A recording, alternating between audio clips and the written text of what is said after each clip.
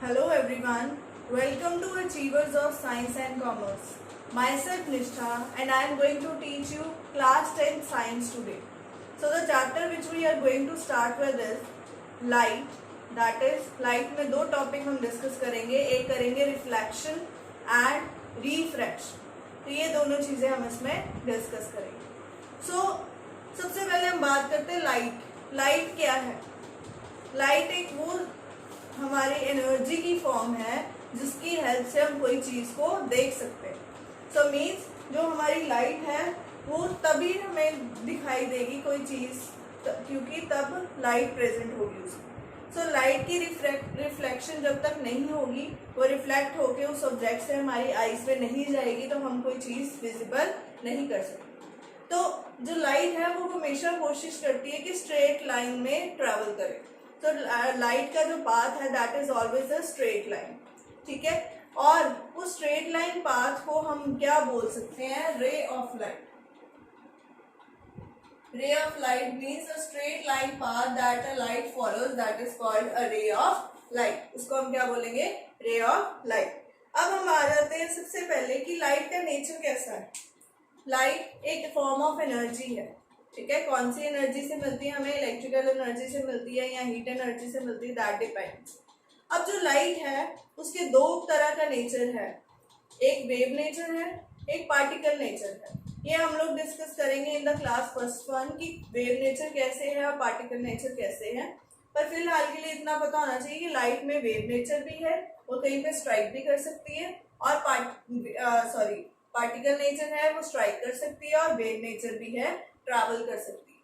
ठीक है, अब हम डिस्कस करते हैं इसमें सबसे पहला topic that is diffraction of light. Diffraction of light. अब इसका क्या मतलब है? अब मैंने बोला कि light most probably straight line में ट्रेवल करेगी, स्ट्रेट पाथ होगा उसका. बट अगर उसके सामने कोई ऑब्स्टिकल आ जाती है, ठीक है, तो वो क्या करेगी? उसके कॉर्नर से बेंडिंग शो करेगी या एनकाउंटर होगी वहां से. सो मीन्स उसको हम क्या बोलेंगे? Diffraction of light. सपोज ये लाइट सीधी जा रही थी, यहाँ पे कोई पार्टिकल आ गया. ठीक है, उसने क्या करना है? सीधी जाने के बजाय उसने उसके कॉर्नर से डिफ्रैक्ट हो जाना. तो यहाँ पे क्या हुआ? Bending of the light at the corners of that obstacle. Obstacle means कोई जो आगे आई है, उसके ऑब्जेक्ट आया है, उसके कॉर्नर से वो बेंड होके पास हो जाएगी, वो सीधी उसके अंदर से पास नहीं करेगी. So this is the diffraction of light. अब जो नेक्स्ट टॉपिक हमने स्टार्ट करना है that is reflection of light. जो फर्स्ट टॉपिक है इस चैप्टर का, that is very very important. तो अगर आपको रिफ्लेक्शन समझ आ गई, रिफ्रैक्शन भी समझ आ गई, तो सबसे पहले हम डिस्कस करते हैं रिफ्लेक्शन ऑफ लाइट क्या है. सो रिफ्लेक्शन ऑफ लाइट का मतलब है when the light is bounced back in the same medium, ठीक है, same medium by any smooth surface is called reflection of light. मतलब वो बाउंसिंग बैक हो लाइट की. अगर लाइट कोई फॉल की है तो वो वापस वहां से बाउंस बैक हो within the same medium, that is called reflection of light. तो आप इसकी डेफिनेशन भी लिख सकते हो. The phenomena of bouncing of light into the same medium by the smooth surface will be called reflection of light. अब reflection of light करने से पहले हमें एक डायग्राम क्लियर होनी चाहिए. ये सपोज हमारा मिरर है. ठीक है, यहाँ कोई ऑब्जेक्ट है.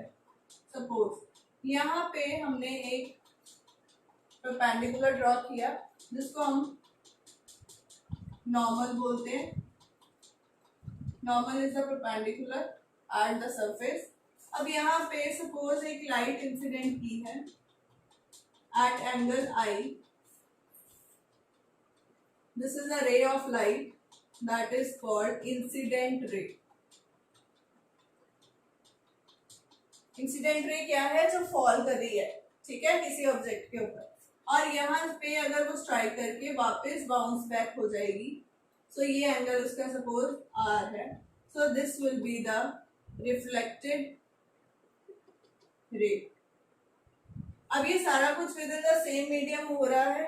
ठीक है। तो रिफ्लेक्शन ऑफ लाइट जो होगी सेम मीडियम में होगी। अगर एयर में हो रही है तो एयर में ही इंसिडेंट रे और रिफ्लेक्टेड रे दोनों एयर में होंगी। अगर वाटर में हो रही है तो दोनों वाटर में होगी। अगर ग्लास में हो रही है तो दोनों ग्लास में होगी।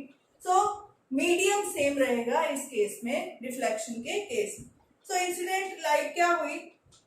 That light which falls on the object that is called incident light या इंसिडेंट रे, और the ray that is bounced back within the same medium, it is called reflected ray. And I and R क्या है? I को हम बोलते हैं angle of incidence,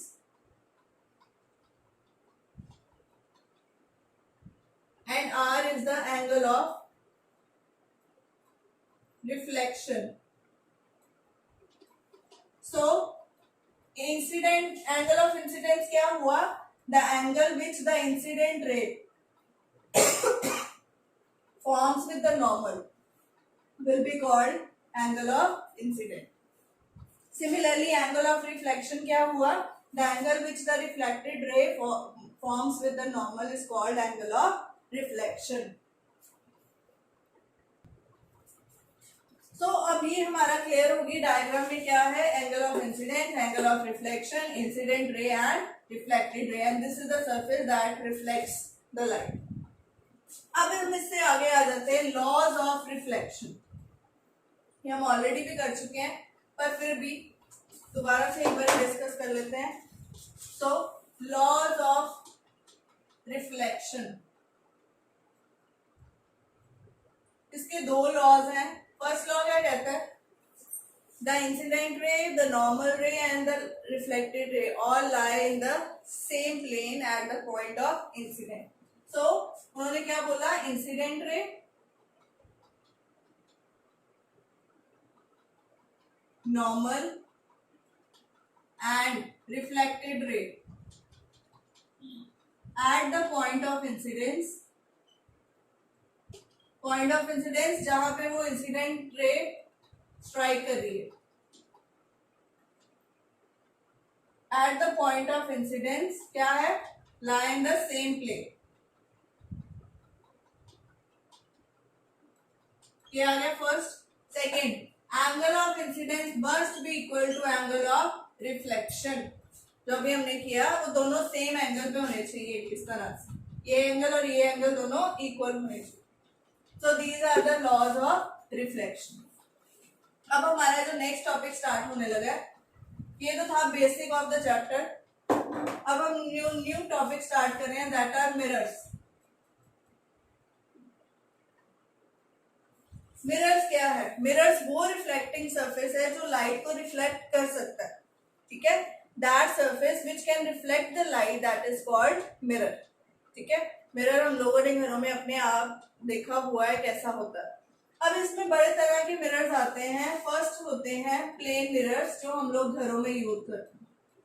so plane mirrors क्या होते हैं? जिनका रिफ्लेक्टिंग सरफेस जो है वो प्लेन हो, कर्व ना हो, उसको हम क्या बोलेंगे? Plane mirror. So plane mirror में क्या केस होगा? इसकी आपने अपने घरों में जो मिरर लगे हुए हैं उसको हम प्लेन मिरर बोलते हैं। उसमें आपने देखा होगा नॉर्मली क्या होता है? वर्चुअल एंड इरेक्ट इमेज बनती है। वर्चुअल इमेज क्या है, इरेक्ट क्या है, ये मैं आपको आगे डेफिनेशन के साथ बताऊंगी, बट फिलहाल के लिए इतना पता होना चाहिए। इरेक्ट मीन्स स्ट्रेट, वर्चुअल और इरेक्ट मीन्स स्ट्रेट इमेज बनती है। जैसे हमारी बॉडी है, जैसा ऑब्जेक्ट है वैसी इमेज बनेगी। और जितना हमारा ऑब्जेक्ट जो होगा उसके फ्रंट में होगा उतनी ही हमारी जो इमेज है वो पीछे बनेगी, बिहाइंड द मिरर, ठीक है। तो डिपेंड करेगा ऑब्जेक्ट की पोजीशन पे, ऑब्जेक्ट कहाँ है वहां पे उसके अकॉर्डिंग इमेज बनेगी। तो ये प्लेन मिरर की हमारी इमेज जो है इस तरह से बनती है। अब हम आ जाते हैं एग्जाम्पल पे। अगर आपने स्पून देखा है, शाइनिंग स्पून आपने देखा होगा, दो साइड से होता है, ठीक है। एक साइड उसके अंदर की तरफ कर्व्ड होती है, एक साइड उसकी बाहर की तरफ कर्व्ड होती है। तो दोनों साइड जो है ये मिरर्स की तरह बिहेव करते हैं, but that mirrors are not straight. तो स्ट्रेट तो नहीं है, प्लेन तो नहीं है, वो क्या है? कर्व्ड है। तो उन तरह के मिरर्स को हम क्या बोलते हैं? कर्व्ड मिरर्स, जिनका जो रिफ्लेक्टिंग सरफेस है that is not in the plane, that is a curved surface. अब इसमें सबसे most commonly curved curved mirrors जो हम लोग यूज करते हैं they are called spherical mirrors. Spherical mirrors के नेम से पता लग रहा है जिन मिरर्स का रिफ्लेक्टिंग पार्ट स्फेयर्स का पार्ट होगा, किसी स्फेयर का पार्ट हो, उसको हम क्या बोलेंगे? Spherical mirrors. तो डेफिनेशन इसकी क्या आएगी? It is a reflecting surface that has a part of a hollow sphere। कोई hollow sphere है, sphere आपको पता है कि सर्कल की शेप में होता है, वो अंदर से खाली है, उसका जो रिफ्लेक्टिंग सरफेस है उस मिरर का वो उस hollow sphere का पार्ट होना चाहिए, तो उसको हम क्या बोलेंगे? Spherical mirrors. अब हमने दो तरह के स्फेरिकल मिरर्स डिस्कस करने हैं।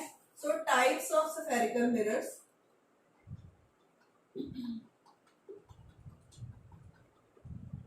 दो तरह के स्फेरिकल मिरर्स हमने डिस्कस करने हैं। एक करने हैं कन्वेक्स मिरर्स, एक करने हैं कनकेव मिरर्स।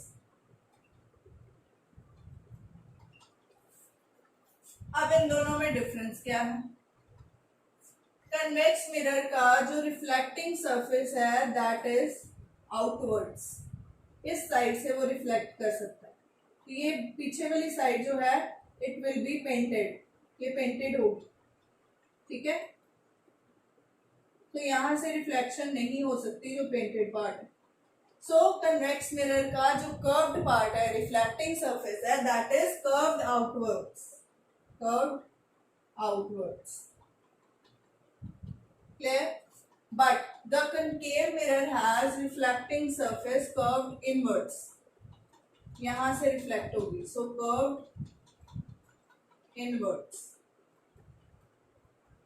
अब ये जो इसका पिछला पार्ट है दैट विल बी पेंटेड और इसमें से रिफ्लेक्शन नहीं हो सकता। मिरर आपने कभी तोड़ के देखना, पिछला पार्ट जो होता है उसका पेंटेड ही होता है। क्लियर? तो इसका कर्व्ड इनवर्ड्स है और ये क्या है? Curved outwards. अब ये जो है it is also called converging mirror, क्योंकि ये सारी की सारी रेडिएशंस को कन्वर्ज करता है। कन्वर्ज मतलब एक पॉइंट पे इकट्ठी करता है, and this is called diverging mirror. ये क्या करता है? जितनी भी रेज आ रही हैं, इंसिडेंट रेज आ रही हैं, उन सबको डाइवर्ज करता है, डिफ्रैक्ट करता है दूसरी डायरेक्शन में। इकट्ठी नहीं करता, क्या करता है? डाइवर्ज करता है, कन्वर्ज नहीं करेगा। So these are the two types of mirror which we are going to discuss। अब मिरर डिस्कस करने से पहले कुछ पैरामीटर्स आपको क्लियर होने चाहिए, ठीक है। वो पैरामीटर्स क्या क्या है? Let us discuss the parameters of mirrors.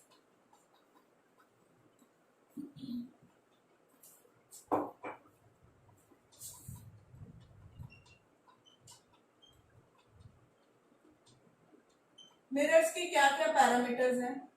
First mirror का पैरामीटर होना है centre of curvature. Centre of curvature का सिंबल है सी, कैपिटल सी। अब ये क्या होता है? अब मैंने बोला कि जो हमारे मिरर्स हैं ये दो, कन्वेक्स और कनकेव, ये क्या है? एक स्फीयर के पार्ट्स हैं, ये बोला स्फीयर के पार्ट्स हैं। तो अगर हम इस स्फीयर को कंप्लीट करें तो आप देख सकते हो इस तरह से ये स्फीयर कंप्लीट हो जाएगा, इधर से भी ये कंप्लीट हो जाएगा।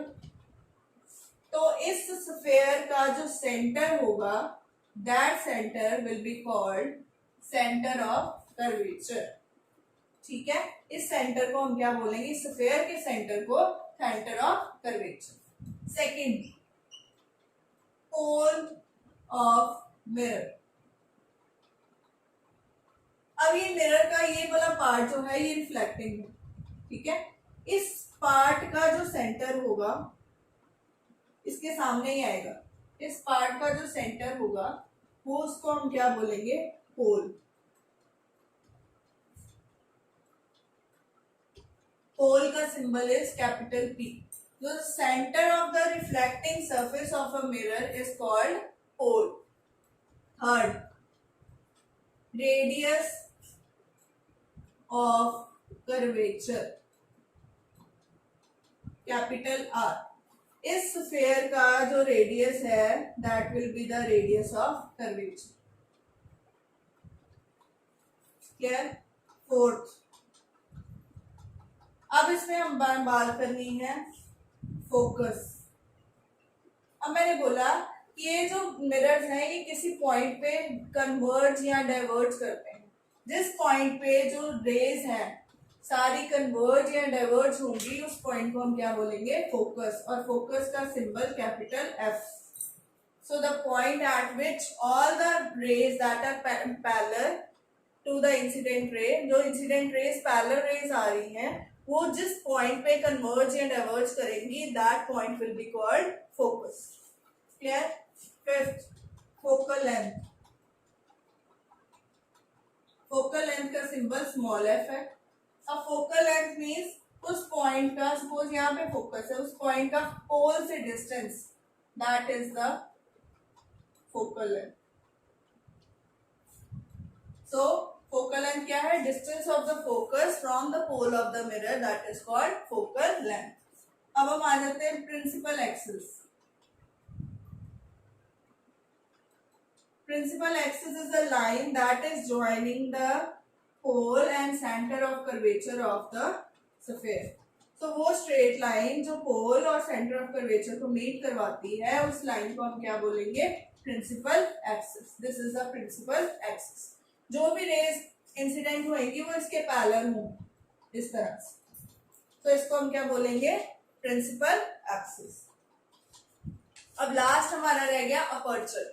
अपर्चर क्या होता है कि ये रिफ्लेक्टिंग सरफेस, जैसे ये एम है ये एन है, जितना ज्यादा reflecting surface, diameter of this reflecting surface is called aperture.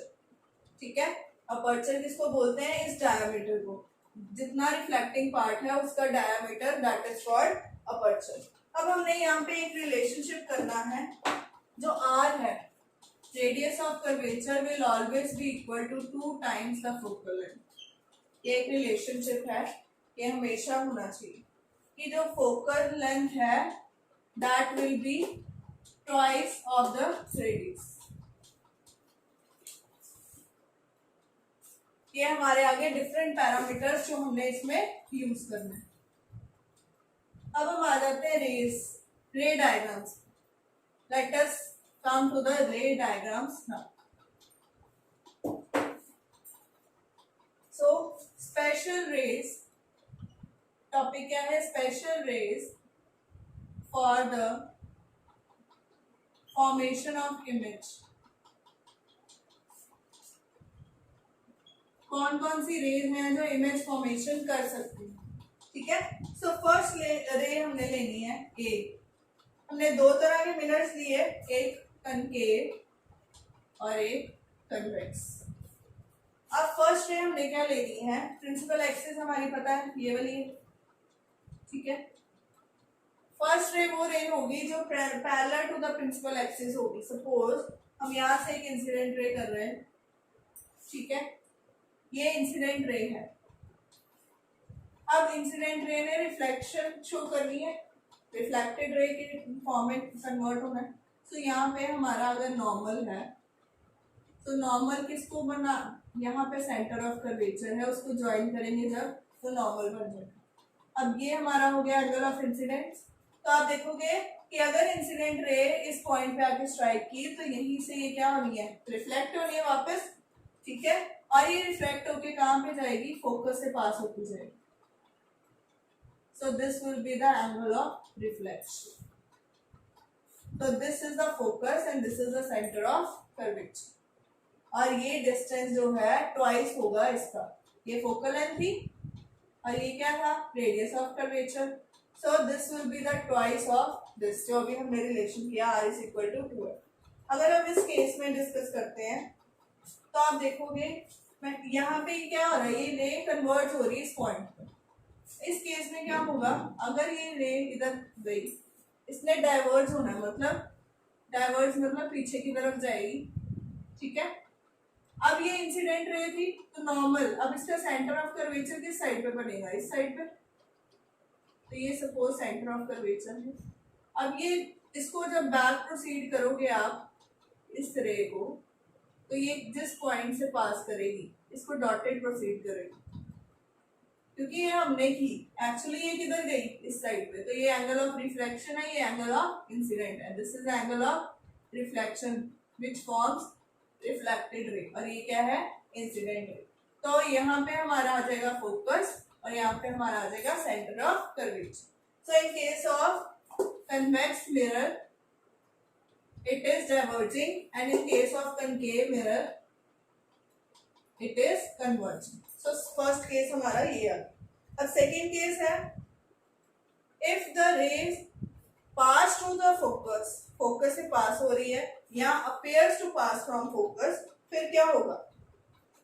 अब यहाँ फोकस से पास बाद में हो रही थी, अब अगर हम जो हमारी इंसिडेंट रे है वही फोकस से पास करवा देते हैं, सपोज पहले प्रिंसिपल एक्सिस ड्रॉ की, ठीक है, हमारा फोकस सपोज यहाँ पे है, सेंटर ऑफ कर्वेचर यहाँ, सो लेट अस सपोज हमने इंसिडेंट रे यहीं से पास करवा दी,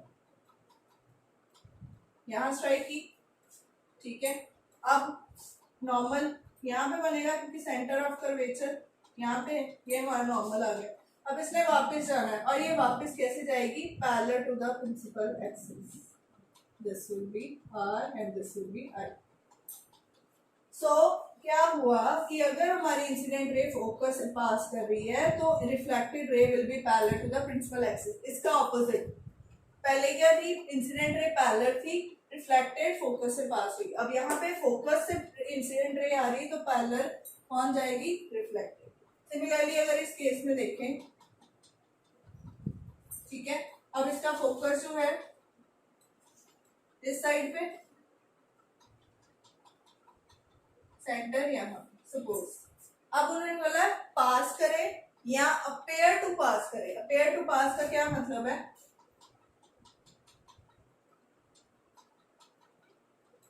ये रे है सपोज, इसको स्ट्रेट लेना हमें, ये रे, अगर इसको बैक प्रोसीड करेंगे तो ये अपेयर कर रही है फोकस पे पास करने, ठीक है। अब इंसिडेंट रे ये वाली है अगर, ठीक है, इंसिडेंट रे ये है तो आप इसका नॉर्मल ड्रॉ कर सकते हो, यहाँ पे ये सेंटर ऑफ कर्वेचर से जाएगी नॉर्मल, ठीक है। इंसिडेंट रे ये है तो रिफ्लेक्टेड रे कहाँ से जानी है, parallel to the principal axis. So ये अपेयर कर रही है फोकस से पास होना, जो अपेयर करे या एक्चुअली फोकस से पास करे तो वो क्या होगा, उसकी refracted ray will be parallel to the principal axis.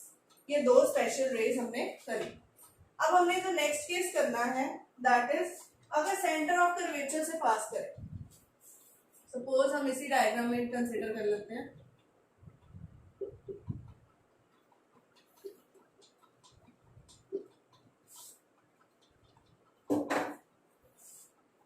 इसका सेंटर यहाँ पे था सपोज, इसका सेंटर यहाँ। अब अगर कोई रे सेंटर ऑफ कर्वेचर से पास करती है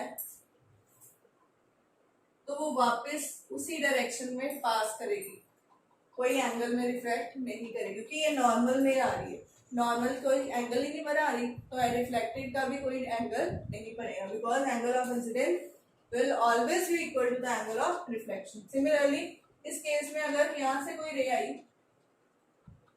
इसको बैक प्रोसीड किया तो वो सेंटर ऑफ कर्वेचर से गई तो वो वापस भी इसी पाथ पे चली जाएगी।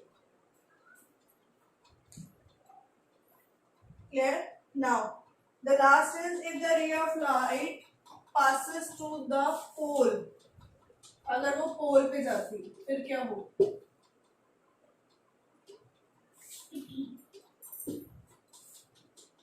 नाउ इसका पोल ये है, इसका पोल ये, अब कोई इंसिडेंट रे जो है वो यहाँ से पोल पे स्ट्राइक की है, क्लियर? तो नॉर्मल हमारी प्रिंसिपल एक्सिस होगी, यहाँ पे नॉर्मल हमारी क्या होगी, प्रिंसिपल एक्सिस। तो जिस एंगल पे ये पास कर रही है प्रिंसिपल एक्सिस के, उसी एंगल पे रिफ्लेक्टेड रे भी वापस चली जाए। सिमिलरली अगर यहाँ से देखो ये इधर गई, प्रिंसिपल फोकस पे ये एंगल ऑफ इंसिडेंट बनाया, वापस भी इसी एंगल पे चली गई। अब यहाँ एंगल किसके साथ बन रहा है, नॉर्मल के साथ नहीं बन रहा है, किसके साथ बन रहा है, principal axis. So these are the special rays which helps in forming the image. So ये हमारी इंपॉर्टेंट रेज हैं जो इमेज फॉर्मेशन कर रही है। अब जो हमने नेक्स्ट टॉपिक स्टार्ट करना है, हमने एक एक मिरर लेके कंसीडर करना है। पहले हम कनकेव मिरर को कंसीडर करेंगे कि उसकी किस तरह की इमेजेस फॉर्म हो रही है, फिर हम कन्वेक्स मिरर को लेके कंसीडर करेंगे कि उसकी किस तरह की इमेजेस फॉर्म हो रही है, और इसके साथ में रे डायग्राम्स भी ड्रॉ करेंगे। सो आज हमने जो बेसिक किया इस लाइट चैप्टर का, रिफ्लेक्शन क्या होती है, लॉज ऑफ रिफ्लेक्शन क्या है, किस तरह से रेज जो है वो इंसिडेंट होती है, रिफ्लेक्ट होती है, वो सारी चीजें हमने बेसिक जो है, parameters of mirrors, types of mirrors, हमने वो सारे आज डिस्कस कर लिए। अब जो नेक्स्ट हमने रे डायग्राम्स ड्रॉ करनी है कनकेव की और कन्वेक्स की, वो हम नेक्स्ट लेक्चर में डिस्कस करेंगे। Till then thank you so much for watching my video. मैं इसका जो नोट्स होंगे वो आपको डिस्क्रिप्शन लिंक में भेज दूंगी, तो आप वहां से डाउनलोड कर सकते हो। Thank you so much.